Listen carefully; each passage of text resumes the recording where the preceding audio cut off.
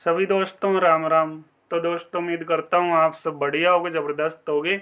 आज की क्लास में आप सभी का स्वागत है। तो जिन साथियों ने पीछे क्लास ही नहीं देख रखी है वही प्ले लिस्ट में जाके देख लो। आपको पेपर का पता लग गया होगा कि पेपर कब होना है, क्योंकि मुझे बार बार बताने की जरूरत नहीं भाई। 10 दिन आगे 10 दिन पीछे, अप्रैल के एंड में या फिर मई के अंदर भाई आपका पेपर हो जाएगा, ठीक है ना। क्योंकि दोस्तों आपका जो टाइम है वो आपके पास सीमित टाइम है। जो बच्चा इस टाइम में पढ़ेगा उसी का सिलेक्शन होगा भाई। क्योंकि जो टाइम की कदर करता है, टाइम की वैल्यू को समझता है, उसी को भाई ठीक है भगवान देता है फल। और जो कर्म है भाई उसके अनुसार आपको सारी चीज़ें अपने आप मिलती रहेंगी। आप अपना कर्म करते रहें बस।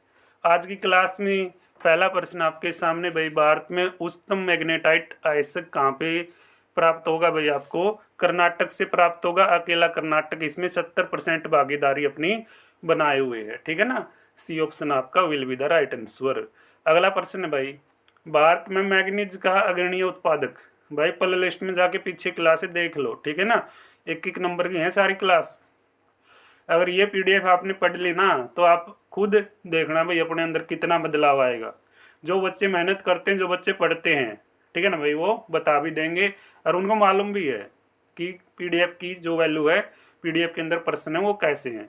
हर पीडीएफ हर सब्जेक्ट की आपको ऐसे ही मिलेंगी, ठीक है ना। हमने हरियाणा जीके की आपको कंप्लीट पीडीएफ दी है, ठीक है ना भाई। हिंदी करवा रहे हैं, इंडिया जीके करवा रहे हैं, आगे आपको रीजनिंग, मैथ, इंग्लिश, ठीक है भाई, साइंस, कंप्यूटर, सब पीडीएफ आपके सामने होंगी। ऐसे ही प्रश्नों की होंगी। सिर्फ आपका काम है अपने चैनल को सब्सक्राइब करना, बेल आइकन को प्रेस करना, क्लास के नीचे टेलीग्राम का लिंक है, टेलीग्राम को ज्वाइन करना। और आपको हमारी क्लास कैसी लगती है एक प्यारा सा कमेंट कर देना, ठीक है ना। क्योंकि कमेंट, लाइक, शेयर, सब्सक्राइब से भाई मोटिवेशन मिलता है। और जैसे हम 2 दिन बाहर गए हुए थे तो वहाँ पे एक दो साथी मिला भी है भाई जो अपने चैनल से जुड़ा हुआ था, ठीक है ना। अब भी जुड़ा हुआ है कि सर हम आपकी क्लास देखते हैं, आप चाणक्य नीति यूट्यूब चैनल से नील जी हो क्या? भाई इतना मोटिवेशन इन चीज़ों से हमें मिलता है अगर हमारे साथ कोई साथी इस तरीके से जुड़ा हुआ है, ठीक है ना भाई। सिर्फ ऐसे फ्री में आपको सारी चीज़ें मिलेंगी। आपका काम है बस ये काम कर दो भाई, अपने चैनल को सब्सक्राइब कर लो, बेल आइकन को प्रेस कर दो, अपने साथियों से सब्सक्राइब करवा दो। जितने आपके पास फ़ोन है घर में उन सबसे सब्सक्राइब कर दो, ठीक है ना। क्योंकि भाई ये एक नंबर होता है जो हमें हौसला देता है। और जितने ज़्यादा सब्सक्राइब होंगे, जितने ज़्यादा कमेंट, लाइक होंगे, फिर भाई दूसरे साथी भी तभी आएंगे, ठीक है ना। आप सभी को पता ही है कंटेंट कैसा है, ठीक है ना। जो कंटेंट को समझते हैं, पीडीएफ को समझते हैं भाई, सर उससे जुड़े हुए हैं, तो उनकी तो ये जिम्मेदारी बनती है ना। और जो नए बच्चे जुड़ेंगे फिर उनकी जिम्मेदारी हो जाएगी। जिस तरीके से मैं अपनी जिम्मेदारी निभा रहा हूँ उसी तरीके से आप करते जाओ। भारत में मैग्नीज का अग्रणीय उत्पादक बताइएगा भाई। कौन सा भाई? ओडिशा, ठीक है ना। ओडिशा अग्रणीय उत्पादक रहेगा, सबसे टॉप में है भाई मैग्नीज में उड़ीसा, ठीक है ना। इसमें यहाँ पे क्या क्या मिलेगा आपको, पीडीएफ के अंदर सारी चीज़ें बता रखी है भाई। हमारे द्वारा प्रयुक्त अधिकांश स्रोत भंडारित सौर ऊर्जा दर्शाते हैं, निम्नलिखित में से कौन सा अंततः सूर्य से ऊर्जा नहीं लेता? तो कौन सा भाई सूर्य से ऊर्जा नहीं लेगा, कौन सा स्रोत नहीं लेगा? देखो भाई देखेंगे, ठीक है ना। कौन सा नहीं लेगा? भूतापीय ऊर्जा, जैव भार, पवन ऊर्जा। मैंने लगे भाई यू प्रश्न अपना नू होगा कि नाभ की ऊर्जा नहीं होगा भाई, ठीक है। सी ऑप्शन आपका राइट आंसर हो जाएगा। अगला भाई, बिहार के सिंह भूमि और भाई हजारी बाग किसके लिए जाने जाते हैं? देखो, लोहा के लिए, कोयला के लिए, बैक्साइट के लिए, श्रवण के लिए, यानी भाई सोना क्षेत्र। तो बताइए यार, ठीक है ना, लोहा के लिए। जो बिहार का सिंह भूमि और हजारी बाग है उसमें लोहा की जो भाई मात्रा है वो बहुत ज़्यादा है, ठीक है ना। लोहा उड़ा बहुत ज़्यादा बना है। छत्तीसगढ़ राज्य में कौन से खनिज भाई प्राकृतिक रूप से प्राप्त हुए हैं? कौन से भाई? छत्तीसगढ़ की बात हो रही है तो छत्तीसगढ़ में देखो भाई बैक्साइड भी मिला है, ठीक है, डोलोमाइट भी मिला है, लोहा आयस्क भी और टिन भी, यानी अप्रयोगित सभी, ठीक है। अगला प्रश्न देखेंगे भाई। अगला निकल जा भाई, तू निकल गया भाई, ठीक है ना। तो भाई ठीक है, जो क्लासें हैं अब आगे से आपको जैसे पहले हम क्लास ले रहे थे ऐसे ही आपको आगे मिलेंगी, ठीक है ना। सिर्फ तैयारी करते रहो आप लोग। समय आपके पास सीमित है भाई, ठीक है। जो समय है सिर्फ इस टाइम को समझो और अपनी तैयारी को कंटिन्यू रखो। कौन सा युगम सुमेलित है भाई? देखो कौन सा सही लगा आपने, देखेंगे भाई। कलकपक्कम तमिलनाडु में, यह बात सही है भाई, ठीक है ना। लेकिन कोटा कड़ा है भाई, ठीक है। कोटा तो महाराष्ट्र में थोड़ा है, यह गलत है, ठीक है ना। तारापुर राजस्थान में कौन, ठीक है। कोटा है राजस्थान में, तो ठीक है। आड़ा देख लो था मैं सारी चीज़। कोटा राजस्थान में प्रमुख कोचिंग हब भाई, ठीक है ना, कोचिंग हब है देश का कोटा, समझ गए। तो नरोरा भाई, नरोरा उत्तर प्रदेश में पड़ा है, परमाणु विद्युत केंद्र है भाई, ठीक है। नरोरा में उत्तर प्रदेश में परमाणु विद्युत केंद्र, प्रश्न बन गया था। परमाणु विद्युत केंद्र कहाँ पे है? नरोरा के अंदर, उत्तर प्रदेश में।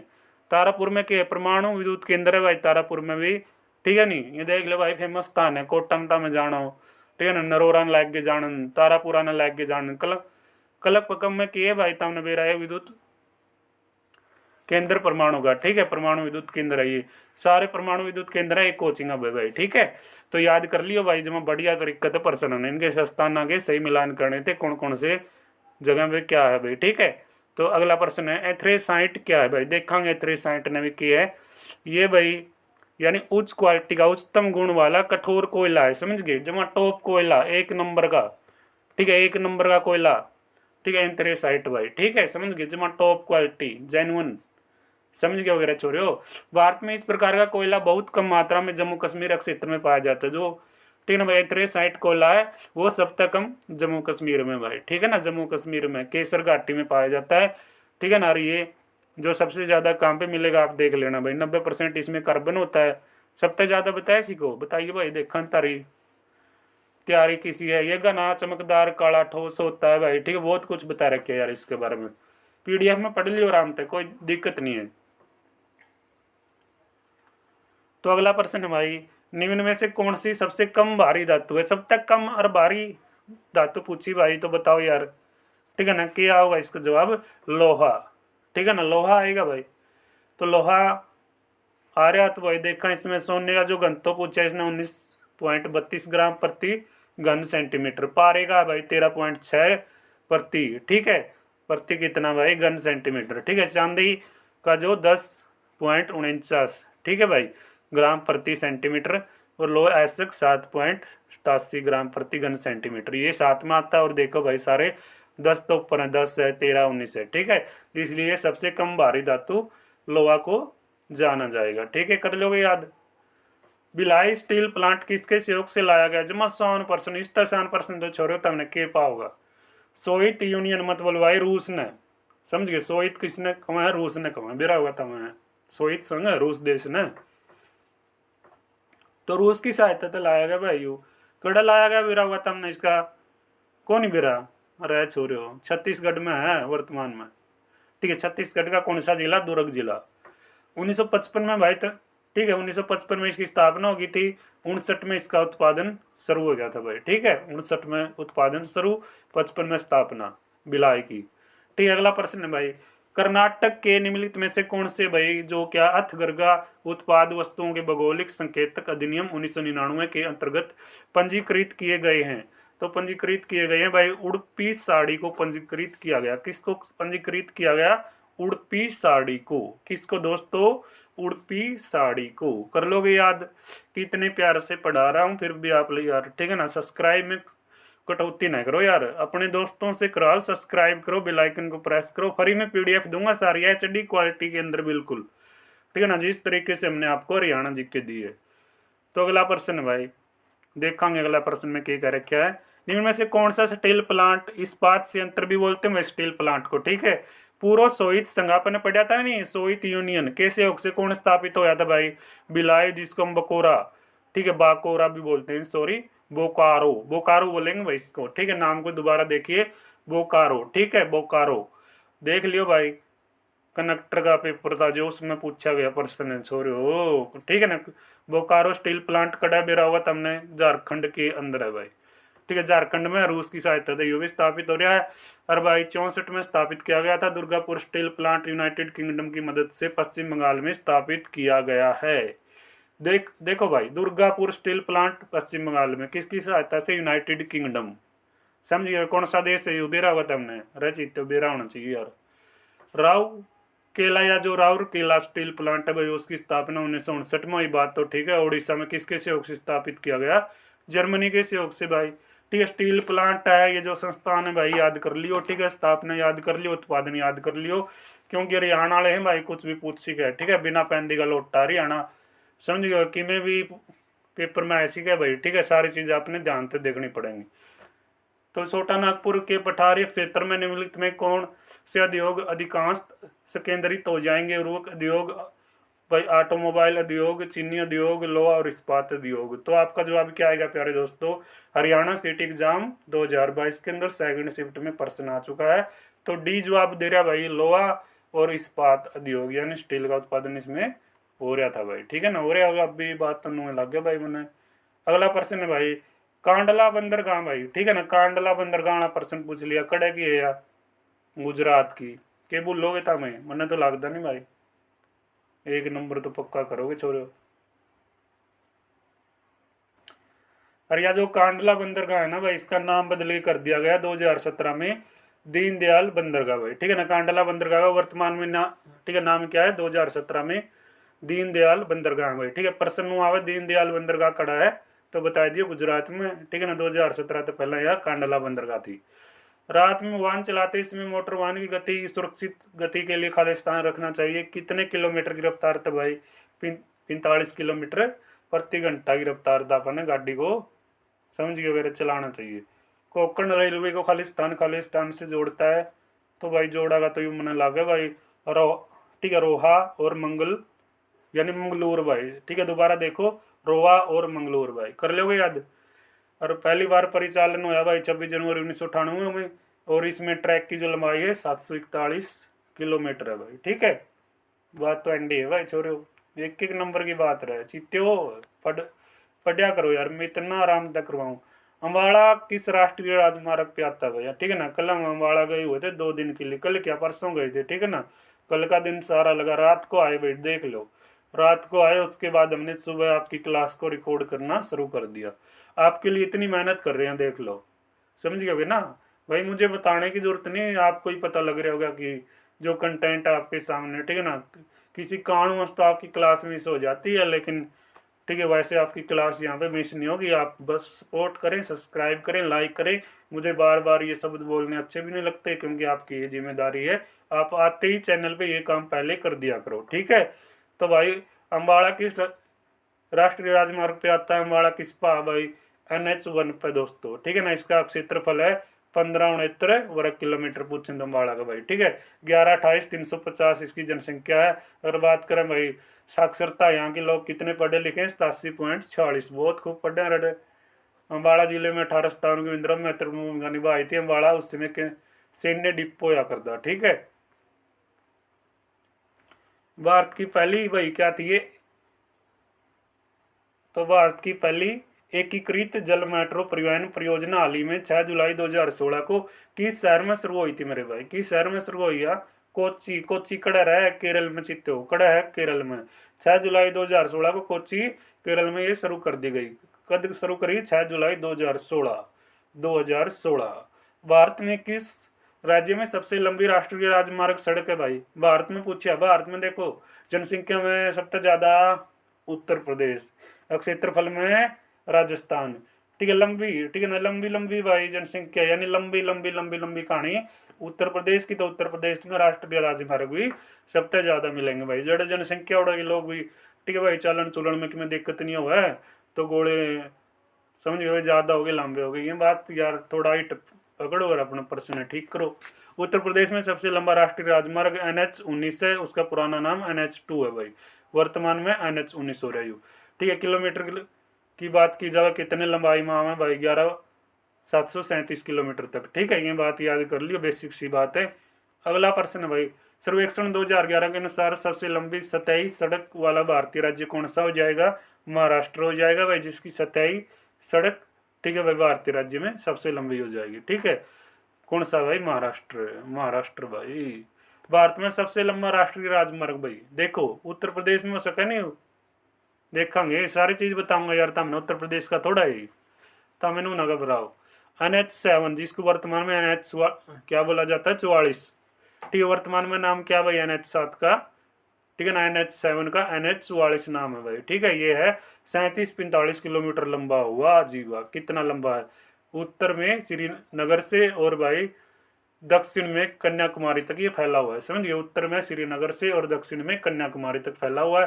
NH44 मतलब 7 प्रमुख राष्ट्रीय राजमार्गों का NH1A, NH1, NH2, NH3, NH NH75, NH26 और NH7 को मिलकर बनाया गया, ठीक है ना। कितने NH से बना हुआ देख लो भाई छोरो।